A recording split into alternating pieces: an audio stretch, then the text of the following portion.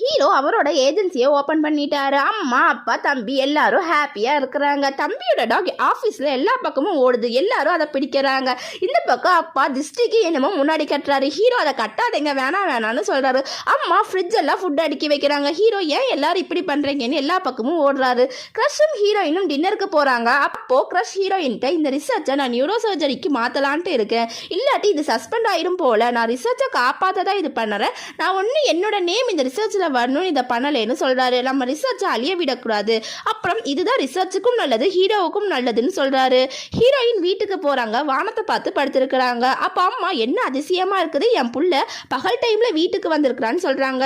அப்ப குட்டி பையன் ஆன்டின்னு ஓடி வரான். ஹீரோயின் கையை நீட்டுறாங்க. ஆனா அவன் செகண்ட் லீட்ட போயிடுறான். செகண்ட் லீட் ஹீரோயின்ட்ட அன்னைக்கு டே எப்படி போச்சு, நான் கொடுத்த கிஃப்ட்டை உங்க பாய் ஃப்ரெண்ட்ட கொடுத்தீங்களான்னு கேட்கறாங்க.